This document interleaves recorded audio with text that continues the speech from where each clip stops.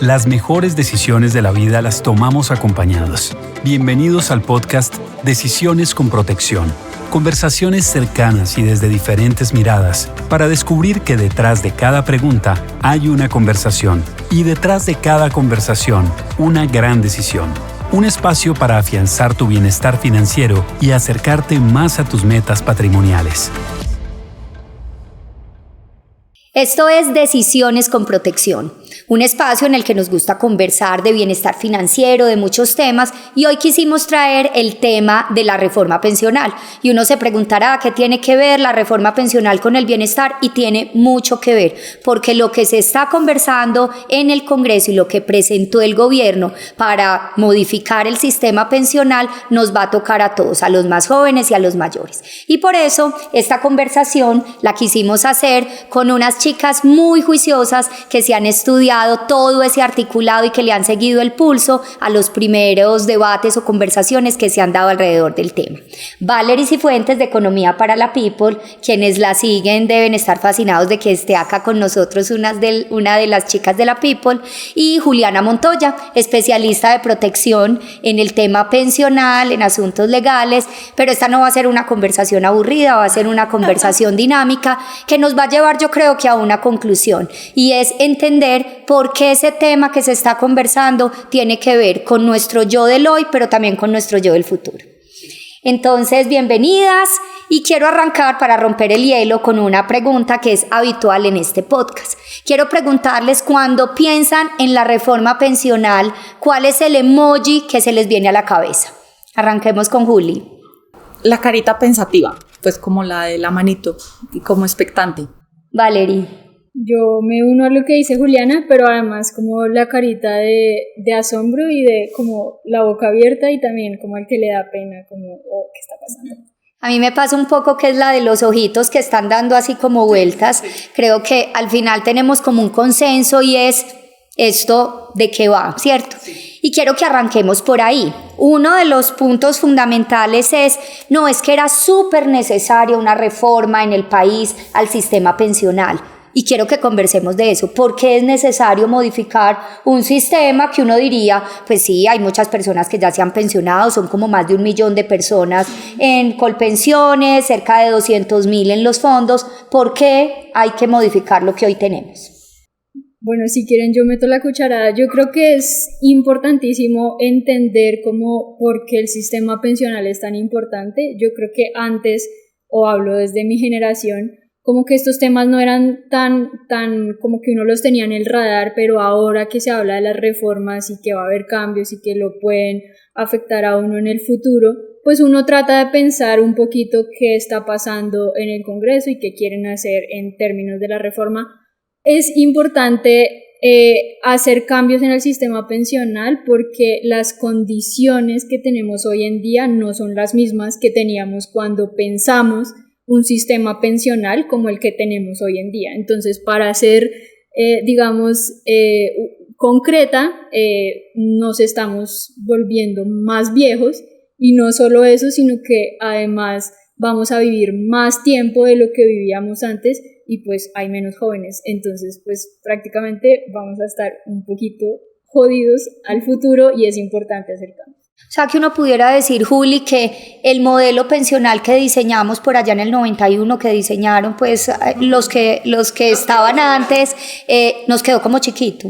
Sí, pues finalmente todo cambia, ¿cierto? Y la vida misma pues nos va planteando como unos nuevos retos. El tema de, pues vivimos más. Si vivimos más años, ¿cómo pretendemos que el ahorro o lo que alcanzamos a cotizar rinda y alcance para pagarnos pensiones hasta los 100, 110 años, no sé, los años que vayamos a vivir, que sin duda son más que lo que vivíamos hace 30 o 40 años? Entonces, pues sin duda la legislación y todos los temas pensionales deben como ajustarse y acomodarse a esos cambios de la vida. Si vivimos más, pues hay que pensar distinto para que realmente estemos protegidos cuando estamos muy viejitos, de pronto más vulnerables, porque no somos capaces pues ya de trabajar en las mismas condiciones o generarnos los mismos ingresos. Entonces imagínate, más viejitos, vivimos mucho más, tenemos unas familias más reducidas, eso también es una realidad, hemos cambiado en eso, ya no somos familias numerosas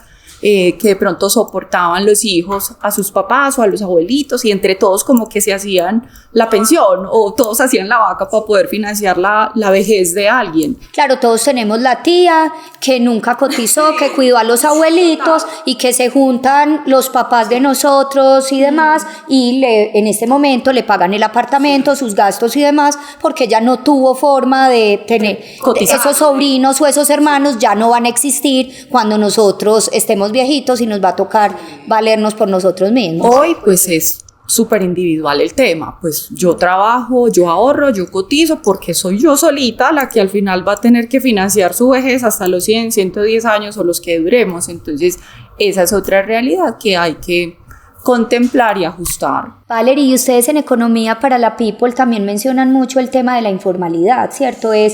Este era un modelo para el que es cotizante formal, es decir, tiene un empleo y demás, pero hay mucha gente en Colombia que vive en la informalidad y no está cubierto por este modelo. Yo creo que me leíste la mente. Sí, yo iba a agregar a lo que decía Juliana, y es que además de que nos estamos envejeciendo, de que muchos jóvenes no quieren tener hijos sino su mascota y viajar y conocer el mundo, que es totalmente válido,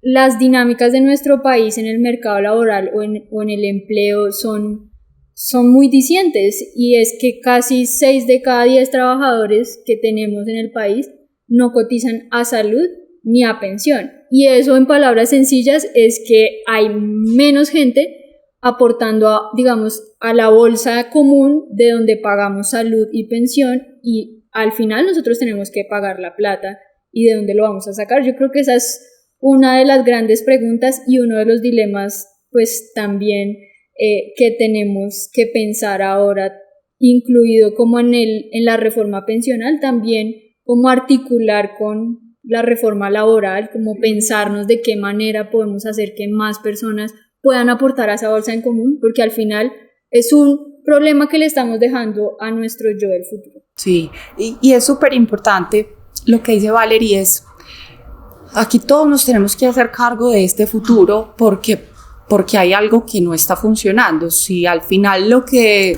nos plantea esta reforma pensional o este proyecto es que todos recibamos una pensión de esa bolsa común, porque todos, de acuerdo con lo que nos dice pues el proyecto que está en el Congreso, pasaríamos a ser cotizantes hasta 3 salarios en el Colpensiones, y Colpensiones maneja esa bolsa común. Necesitamos que ampliar cobertura, y para que de verdad existan los recursos suficientes para financiar esas pensiones a futuro, pues haya más gente ahorrando. Y eso solo se logra si la gente se formaliza, si cotiza el sistema, si se regulariza la situación de ese independiente o de ese informal. Si no, sigue habiendo algo imperfecto.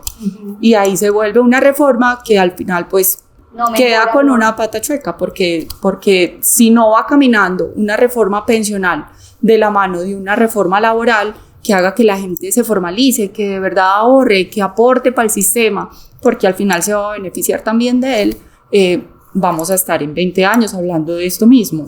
Pero entonces, como para partir el problema, el que trabaja y tiene unas posibilidades, entendiendo como en lo que ustedes nos dicen, es como cada niño con su lonchera. Si yo trabajo, yo me tengo que hacer cargo, sea vía mi empleador o soy independiente, de hacer mi aporte para que cuando llegue a cierta edad tenga un ahorro, y ojalá, además de lo que es obligatorio, tenga un ahorro voluntario. ¿Por qué no todo voluntario? O sea, ¿por qué yo no podría decir, sabe que no me saque nada de la pensión y yo soy un trabajador muy juicioso y me voy a hacer cargo? Yo creo no que somos tan juiciosos. En el mundo ideal suena como sí, tú puedes, vamos. Pero realmente es muy difícil, porque yo creo que si uno no tiene una disciplina en general para muchas cosas, pues es muy difícil pensar en el futuro. Creo que esa es una de los principales problemas. Uno piensa en el ahora, de pronto se lamenta en el pasado, pero muy pocas veces piensa, ¿qué será de mi vida cuando tenga 85 años? ¿Será que voy a tener una mesada o no? Entonces creo que es muy difícil, y a la final el Estado, que somos todos, tienen que intervenir, porque si no se nos vuelve un lío público. O sea, ¿qué tal que fuera ahorra lo que quieras y el Estado no se mete ahí? Pues posiblemente vamos a ser muchos viejitos vulnerables en las calles, y qué onda un país con ese tipo de vulnerabilidades, que de por sí ya tenemos muchas vulnerabilidades. Sí, y al final es un tema también de educación financiera, o sea, nos ha costado y es una deuda también como sociedad, educarnos en el ahorro, educarnos en planear financieramente nuestro futuro, nuestra vejez. Ahí es donde tiene que intervenir un tipo de reformas como estas o las leyes pues que hemos tenido siempre sobre pensiones, diciéndonos, está bien, hay muchos aspectos de la vida en que somos absolutamente libres y decidimos lo que queremos, pero hay otros en donde a falta de esa educación y de esa disciplina, de esa conducta pues de ahorro, hay que prever que vamos a llegar a viejos y no vamos a tener plata, entonces hay que adecuar un mecanismo. ¿Cuál es? Que de tu salario te saquen un porcentaje para que obligatoriamente mes a mes constituyas un ahorro, porque difícilmente uno se autodetermine de esa manera y diga, de mis 5 millones de pesos, 2 millones de pesos de mi salario mínimo, voy a destinar el 16% mensual a ahorrar. Puede que no pase. Habrá uno entre 1 millón que es muy disciplinado y lo guardó, pero además no sabe cómo hacerlo crecer en el tiempo. Total, el resto sufrirá o sufriremos. Entonces hay un grupo de los que trabajan que van a necesitar un sistema que les ayude a guardar o a reservar o a contabilizar eso para que cuando llegue a una edad de retiro tenga algo, pero además nos toca hacernos cargo. Pero hay otro grupo que o no tiene las mismas oportunidades, no tuvo la posibilidad ni siquiera de entrar al sistema, y esos necesitan unos subsidios. ¿Qué hay que pensar de esos subsidios? O sea, porque uno oye el proyecto de reforma y dice, van a ampliar, creo que es de 85.000 a 113.000 pesos, eso es mucho, eso es muy, o a 220, eso. Entonces eso es mucho, eso es muy poco, eso es sostenible porque al final esto lo pagamos vía impuestos todos los colombianos. ¿Eso es viable? Eso amplía cobertura, es decir, no podemos tapar el sol con un dedo. Tenemos una población envejecida y en estado de vulnerabilidad y pobreza extrema. Nos teníamos que hacer cargo de esa conversación, teníamos que solucionar ese problema y va en buen camino pues plantear una solución en el que a esa población en pobreza extrema, de vulnerabilidad y en estado de vejez reciba algo. Eso amplía cobertura. Ese algo es que tú lo mencionabas, pasar de recibir hoy 86.000 pesos cada 2 meses a 223.000 pesos mensual, y se actualizará con el tiempo, pues si finalmente la reforma se aprueba en el Congreso. Es bueno, claro, pero cuesta mucha plata.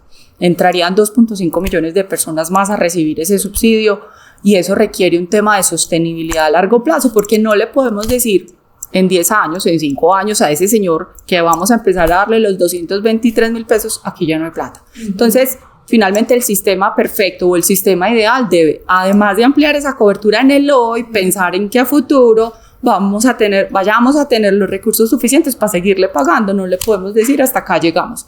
Hay que cuidar ese futuro y esa sostenibilidad. Listo, Valeria, hay otro grupo que entra y sale, ¿cierto? Entonces ya nos quedó claro que hay unos que tenemos que contribuir. Ahorita hablamos de ese a profundidad. Hay otros que no han tenido la posibilidad y van a recibir unos subsidios. Ese es como el modelo subsidiado del que habla la reforma. Pero hay unos que es como semi-contributivo, porque a veces aportan y otras veces no, y al final no les va a alcanzar para una pensión.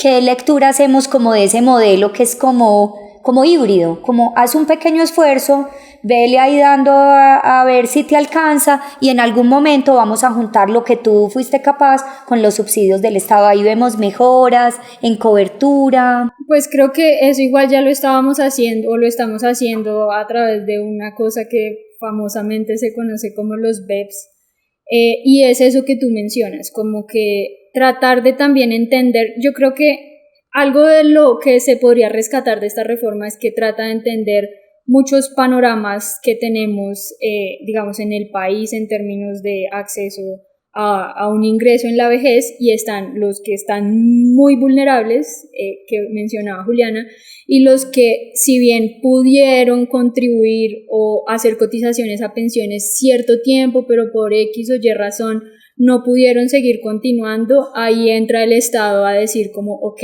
está bien, sabemos que por cualquier razón ustedes no pudieron aportar o cumplir los requisitos de pensión, vamos a ayudarles con un pedazo. Yo creo que en parte eso es ayudar también a los que están, digamos, más desfavorecidos que un grupo de la población, y creo que es importante, pero ahí cogiendo lo que decía Juliana, creo que nosotros como ciudadanos nos acostumbramos mucho a exigir como, oigan, quiero educación gratuita, quiero pensiones de tantos montos, pero cuando nos piden como por favor contribuyan, no sé, a través de impuestos, otras cosas, pues nos cuesta mucho. Entonces creo que ahí deberíamos también tener un equilibrio entre personas, entre colombianos, y apropiarnos de la vaina y decir, ok, somos un país que tiene muchas vulnerabilidades, tenemos que apoyar a la gente que está en pobreza extrema, también a los que de pronto madres que por tener a sus hijos, muchas no tienen el privilegio de volver al mercado laboral y dejan de cotizar a pensión. Es decir, como que tenemos que tratar de ayudarnos entre todos, pero a través de el gasto, de dar más y de contribuir más también. Entonces digamos que aquí muy rápidamente y a veces digamos que sin pensarlo y donde nos oyeran así pues como dirán ya se recorrieron lo que hoy se denomina como pilares, pero ya hablamos un poco de lo que es un pilar solidario, un pilar semicontributivo y hay un pilar contributivo que también medio lo mencionamos. Yo quisiera que nos centráramos sobre todo en ese que se menciona el contributivo porque es y para que ustedes me lo expliquen bien. Si tú estás trabajando hasta tus 3 primeros salarios mínimos, vas a quedar en Colpensiones. Y si te ganas más, lo adicional lo cotizas en un fondo privado. ¿Por qué pusieron ese límite de 3? ¿De dónde sale esa fórmula mágica de los de 3 quedan acá y demás de 3 quedan allá? ¿Y eso va a tener cambios? ¿Eso es definitivo? Pues esto tiene un antecedente y es quien presentó el proyecto de ley ante el Congreso. Okay. Ministerio de Trabajo de este gobierno. Entonces, pues los análisis y los estudios y como las proyecciones financieras para que este sistema pues dé a largo plazo y sea sostenible, tuvieron que haberlo realizado desde el ministerio pues y con los asesores propios para el tema pues actuarial o financiero. Y a partir de esos análisis sale el umbral de los 3 salarios. Está en un proyecto que, como sabemos, está en discusión en el Congreso. ¿Es fijo que quede en ese límite de los 3 salarios? No, pues faltan 3 debates en el Congreso. De hecho, estaban 4 salarios, era la propuesta inicial. Antes de radicar, pues y como tener la ponencia en el Congreso eran 4, ya tenemos 3, pero faltan 3 debates en el Congreso y cualquier cosa puede pasar en los 3 debates restantes. Lo importante es como monitorear, porque eso sí es como la columna vertebral de este modelo del pilar contributivo. Si estoy por debajo de 3 donde cotizo y si devengo un salario o tengo ingresos por encima de 3 o del umbral que al final se defina, ¿dónde más ahorro? ¿Dónde más cotizo? En un fondo privado.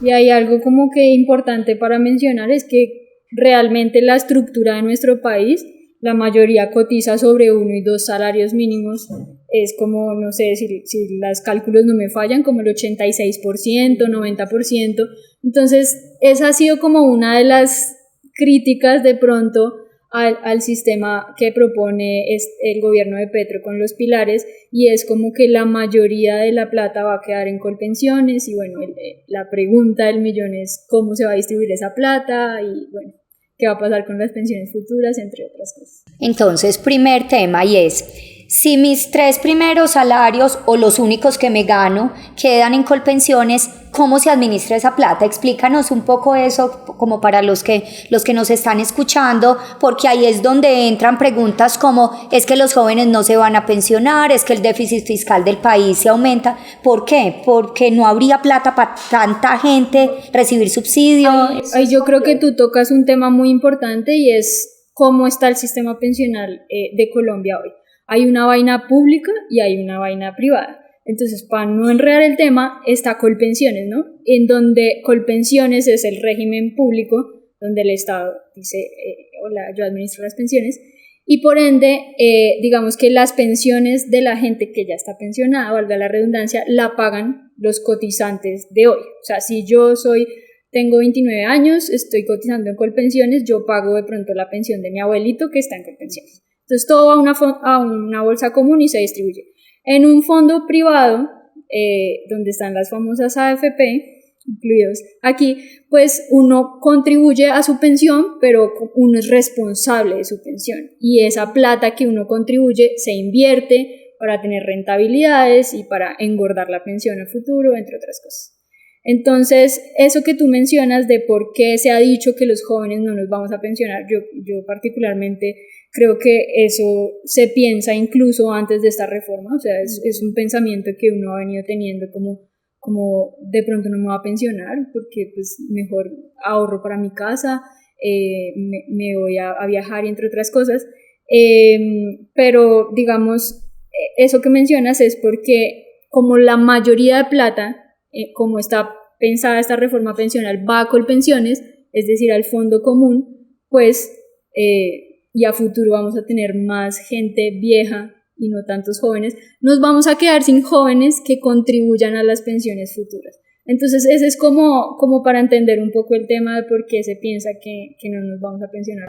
O sea, eso es como cuando uno no ha recibido la quincena y ya la tiene comprometida en todo lo que se gastó los 15 días antes y usted vive al debe. Eso pudiera pasar en un fondo. Algo así, y por eso las alertas es de que el déficit en el sistema pensional o el pasivo pensional, el famoso pasivo pensional, va a incrementar pues en el futuro por eso mismo, porque el Estado, si no tiene cotizantes o gente joven que aporte, va a tener que decir de dónde sacamos la plata y a quién le cobramos impuestos. O sea, es como un tema ahí. Entiendo que en el 2000, hace 50 años éramos 30 personas jóvenes por cada pensionado. Ahora somos 10, pero en 30 años va a ser 1 por 1. O sea, esa relación ya no da, de muchos trabajan para que uno se pensione. Yo sé que eso puede sonar como en chino y que a uno le estén preguntando las tablas de multiplicar, pero ahora más o menos los cálculos son 5 por 1, que es como 5 personas jóvenes o en la famosa edad de trabajar por una persona adulto mayor. Y como hacia 2050 se calcula que sería 2 por 1 y como hacia finales del siglo 1 por 1. Entonces ese es el dilema, como pensarnos, oiga, nos vamos a envejecer, puede que ahorita no tanto, pero en un futuro sí, pensemos en esos momentos. Julio, o sea que uno pudiera pensar que más que ampliar el umbral es cómo bajarlo, o quizás el modelo ideal sería quedarnos en ahorro, como que cada personita intente ahorrar y que haya tanto actores públicos como privados. Finalmente, bajo un modelo como el que nos plantean, sin duda la solución o el complemento es ahorrar. O sea, si nos situamos como en el modelo que nos están proponiendo, en donde hay que cotizar en Colpensiones y todos terminaríamos cotizando en Colpensiones hasta 1, 2, 3 salarios, lo que sea el umbral, y existe esa presión y ese riesgo de que a futuro pues no hayan tantas personas cotizando para financiar las pensiones de los que vamos a estar viejitos, la solución es que esto lo tengo que complementar de alguna manera, no vamos a ser suficientes, esto se va a acabar, o sea, la plata no alcanza para tanto si no se corrigen otros temas, pues como edad o semanas o temas de natalidad, pues que es incluso más complejo. La solución sin duda es hay que ahorrar aparte, hay que complementar, si no vamos a tener pensiones muy costosas y el Estado pues finalmente va a asfixiarse soportando esa carga futura. La solución, como lo mencionas, el complemento es un modelo de ahorro. Yo las oigo y como ciudadano digo, quizás no me he informado lo suficiente. Yo creo que hay una conversación en el Congreso que no me involucra. Y cuando las oigo, sí me involucra ya, pero me va a involucrar a futuro, porque además las reformas pensionales no son como la tributaria que uno oye, que cada que entra un nuevo gobierno se presenta una reforma tributaria, incluso a veces en un periodo de 4 años puede haber 3 o 4 reformas tributarias, pero las pensionales tienen unos impactos tan grandes que la última fue en el 91 y quizás algunas pequeñas modificaciones. O sea que sí debemos como ciudadanos estar al pendiente de esa conversación. Y tú que todo el tiempo hablas con la gente, estás en medios, ¿qué le recomendarías a esa people que te sigue? Este tema de pensional es uno de los que más nos cuesta a nosotras explicar a la gente, pero en términos sencillos es decirle como en el Congreso se está debatiendo qué va a pasar con el futuro pensional y aunque puede que uno crea que no se va a pensionar, puede que sí. Y el punto está en cómo me podría pensionar o cómo eso podría afectar mi pensión. Eso es muy importante porque tenemos que pensar en nuestro yo del futuro, o sea, dejar de pronto de pensar un poquito en el ya y pensar qué va a pasar con nosotros cuando estemos viejitos y más si no tenemos hijos y más si ya pues habrán muerto nuestros familiares y demás.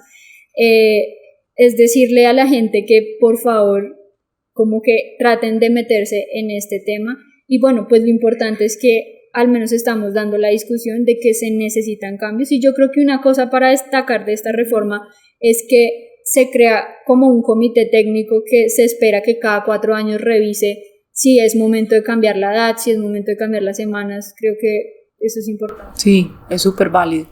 Y otro comentario que tenía y es, sí, quizás ya haya un articulado y ya haya pasado un primer debate, pero eso no está definitivo. O sea, todavía pueden haber cambios y los ciudadanos pudiéramos decirle, no sé, al senador que elegimos como, venga, meta considere aquello. ¿Cómo se hace esa conversación ciudadana o en qué instancia se puede dar? Este proyecto de ley tiene para ser ley que surtir 4 debates. Llevamos 1.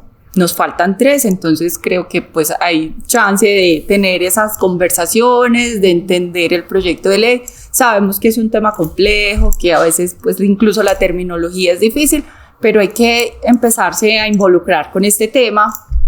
Primero entenderlo para después finalmente pues presentar como una opinión, una recomendación. Sugerimos que esto se trate de manera distinta. Entonces, pues lo primero no es un tema definitivo, hoy apenas está empezando esta conversación con este primer debate, esta legislatura va hasta junio del año entrante, junio 20 pues del año entrante, entonces tenemos un año muy entretenido para que a través de vocerías ciudadanas y demás pues primero nos enteremos, entendamos y luego participemos de manera activa en esas cosas que como que no nos están cuadrando. Y ahí para complementar lo que decías, como para aterrizar la idea, se están haciendo cambios en el Congreso, se van a seguir haciendo seguramente, pero si todo sale como está planeado, esta vaina entraría en vigencia más o menos como en enero del 2025, entonces todavía hay tiempo. Queda tiempo. Sí. Cuando se presentan estas reformas, uno oye mucho como los de transición. Sí. Hay un capitulito que incluye a los de transición y hay muchos que dicen yo soy de los de buenas que esa reforma no me cogió. ¿Quiénes son esas personas que hoy plantea el proyecto que quedan en transición? Es decir, no les aplica nada de esto que estamos hablando o una parte. La transición finalmente es eso que bajo unas condiciones yo me voy a pensionar es con la ley que tenemos hoy. Si esta ley o este proyecto que se está discutiendo en el Congreso se vuelve ley, no me va a tocar. Porque bajo unas condiciones yo me pensiono en las condiciones de hoy que conocemos hoy. ¿Quiénes van a ser esos beneficiarios que tú mencionas de la transición? Quienes al 1 de enero de 2025, que es la fecha que nos contaba Valerie, tengan 750 semanas cotizadas siendo mujer o 900 semanas cotizadas a esa fecha siendo hombres. Entonces, el hombre que haya cotizado al 1 de enero de 2025 900 semanas o la mujer que haya cotizado 750 dirá, soy beneficiario de la transición. Y para esa señora o ese señor, ¿qué implica? Que esta reforma, todo esto que acabamos aquí de hablar, pues no le aplicará porque va a seguir cotizando y se pensionará con la ley de hoy. Y eso que dice Juliana es como alrededor de 15 años para las mujeres de haber cotizado y 18 años de haber cotizado para los hombres. O sea que tampoco es que cobije pues a toda la población. Y además entendiendo que pensionarse en Colombia de por sí ya es un privilegio. Y cotizar 15 años, 12 años es un reto. Valerie, sé que la People, los de Economía para la People son unos abanderados de las mujeres y la reforma incluye algunos articulitos más un fallo reciente de la Corte lo está involucrando con unos beneficios para las mujeres. ¿Cómo leen ustedes eso y qué es lo que dice de las mujeres? Bueno, pues ahí hay un dilema que la Corte Constitucional dijo como que las mujeres, teniendo en cuenta que son cuidadoras, o sea, que están pendientes del hogar principalmente, ¿no? Porque también hay hombres así, tienen que tener como ciertos beneficios para acceder a una pensión. Entre esos está 1.000 semanas cotizadas en Colpensiones, y pues recordemos que hoy en día son 1.300, entonces le bajarían pues el tiempo que tienen que cotizar. Pero nosotras desde Economía para la People, porque somos 3 mujeres fundadoras, nos gusta hacer mucho estos temas de género, y si bien creemos que esto suena muy bien en el papel y en la propuesta, porque uno dice, uy, qué chévere, o sea, yo soy mujer, me bajaron las semanas de cotización y tengo menos tiempo para acceder a esa pensión, porque las mujeres nos pensionamos con 57 años y los hombres con 62, terminan, digamos, haciéndole mal a las mujeres, y se preguntarán por qué. Y es pues porque nosotras de por sí tenemos más barreras para acceder a un empleo formal, porque usualmente son trabajos de 8 a 5 y bueno, en oficina y demás, pero las mujeres tienen hijos, se salen del mercado laboral y demás, es decir, van a tener menos tiempo para cotizar y a la final más barreras para acceder. Entonces van a tener menos chances para acceder a una pensión que un hombre. Entonces, digamos que eso se puede interpretar de 2 maneras. Nosotros lo vemos desde la parte crítica, que puede terminar impactándonos a nosotras como mujeres. Incluso, Juli, entiendo que las mujeres vivimos más. Sí. Entonces también lo que ahorramos menos tiempo nos tiene que durar más. Es un Y es un reto, o sea, suena lindo, coincido con Valerie, suena súper bien que con 1.000 semanas una mujer se vaya a poder pensionar a futuro, pero de nuevo, ¿qué tan sostenible es eso? Porque cuesta. Una mujer tiene una expectativa de vida mayor, se pensiona a los 57 años, ahí no hay cambio. Este proyecto de ley no plantea, pues por ahora, aumentar las edades de pensión. Entonces esa mujer se va a pensionar a los 57 años con 1.000 semanas, pero va a vivir mucho más, porque de hecho, pues, de acuerdo con tablas de mortalidad y demás, vivimos más que los hombres. Entonces esto implica un esfuerzo mayor. ¿De dónde vamos a sacar el ahorro y de dónde vamos a financiar a esa mujer que se pensiona hasta los 57 con 1.000 semanas, menos ahorro, pero mucho más tiempo? Es un reto de financiamiento.